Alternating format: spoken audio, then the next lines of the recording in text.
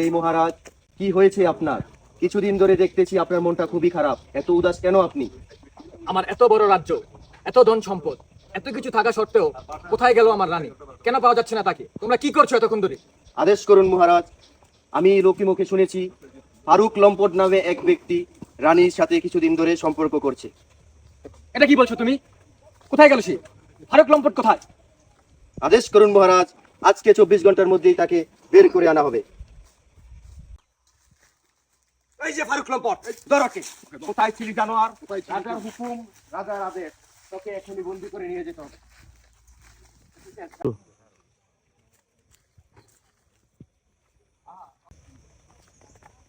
আদেশ করুন মহারাজ, এই সেই ফারুক লম্পট, তাকে আমরা এখনই ধরে নিয়ে এসেছি। বস। এই লম্পট, কোথায় আমার রানী? আগে দাঁড়া করো এখানে। দাঁড়া দাঁড়া।